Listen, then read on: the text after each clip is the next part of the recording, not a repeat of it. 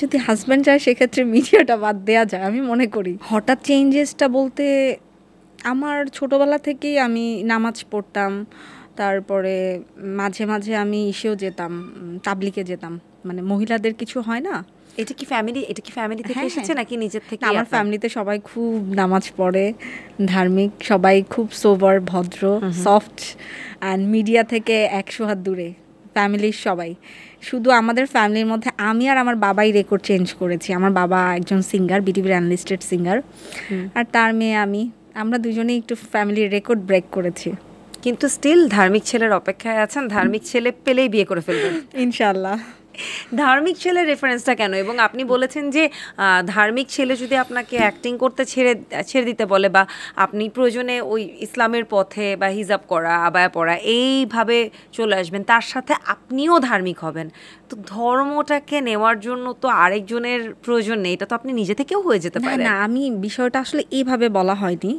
আমি যেটা বলেছিলাম, যেমন আমাকে কোশ্চেন করা হয়েছিল যে আপনি কেমন টাইপের ছেলে পছন্দ করেন, আমি বলছি যে অবশ্যই নামাজি হতে হবে।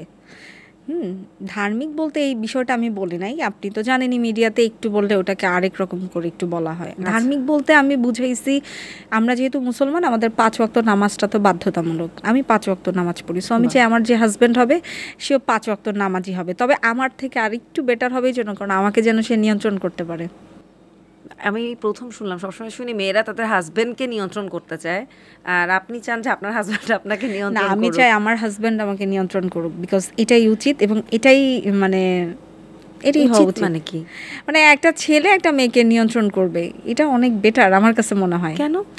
আমার কাছে মনে হয় যে আমি কোনো কিছু করতে গেলে হয়তো ভুল হতে পারে, বাট আমার হাজবেন্ড, নিজের উপর সেই কনফিডেন্সটা নেই যে আমি নিজে সঠিক থাকবো। না, যদি আমরা আবার ইসলামিক দিকে চিন্তা করি সেক্ষেত্রে কিন্তু আমাদের ইসলামে এরকম কিছু আছে কি যে পুরুষ নারীকে নিয়ন্ত্রণ করবে না? কিন্তু না, নিয়ন্ত্রণ বলতে আমি বুঝাচ্ছি যে একটা ছেলে বাইরে কাজ করবে, বউটা বাসায় থাকবে, রান্না বান্না করবে, খাবে দাবে, মানে একদম সাংসারিক টাইপের একটা মেয়ে, আমি ওই টাইপের বুঝাইছি। সাংসারিক মিডিয়াতে কাজ করেও হওয়া যায়, আবার বিয়ে না করে, ধার্মিক ছেলেকে বিয়ে না করেও বিয়ে করে সেই ছেলেকে আল্লাহর পথে নিয়ে আসা যায়, চাইলে তো সবই করা সম্ভব। কিন্তু মিডিয়াতে কাজ করে যখন সোশ্যাল মিডিয়াতে মানুষ নামাজের ছবি দেয়, আপনিও দিচ্ছেন, অনেকেই দেয়, হিজাব করে ছবি দেয়, তখন একটা নাম চলে আসে যে বকধার্মিক দেখাচ্ছে মানুষকে। বুঝতে পেরেছি। তো আপনার কাছে কখনো মনে হয়নি যে আপনি যেহেতু পরিচিত একজন মুখ, আপনার এই কাজটা যে করছেন, একই সাথে আপনি হিজাব পরে প্রোফাইল পিকচার দিচ্ছেন, আবার ঠিক একটা ওয়েস্টার্ন জামা পরে চলে এসেছেন, তো এই জিনিসগুলো একটু কনফ্লিক্ট করে না? কিংবা আপনি মিডিয়াতে ওপেন কাজ করছেন, এই যে চুল ছেড়ে রেখেছেন, সবই তো মানা, আসলে আমরা তো সবাই পুরোপুরি মানিও না, কিন্তু আপনি মুখে বলছেন কিন্তু করছেন না। আমি মুখে তেমন কিছুই বলছি না, জাস্ট আমার বলার ইটা হয়তো বা মানে ধরনটা হয়তো অনেকে বুঝতেছে না। আমি আহামরি তেমন কিছুই বলি না, আমি জাস্ট আমার পছন্দ বা আমার চাওয়া পাওয়াটাই আমি জাস্ট তুলে ধরি সবার সামনে। আর যেই প্রফেশনেই থাকুক, সবার ধর্ম তো একটাই, যারা মুসলমান আছে তাদের তো একটাই ধর্ম, ইসলাম। সো আমি মনে করি যে আমি এই যে এখন আমি আজকে এই প্রোগ্রামে এসেছি জুম বক্সে, সারাপুর সাথে গল্প করছি, ঠিকই আবার বাসায় গিয়ে নামাজ পড়বো, তারাবি নামাজ পড়বো, সাহরি খাবো, তারপর ঘুমাবো। এটা হচ্ছে ব্যক্তিগত লাইফ।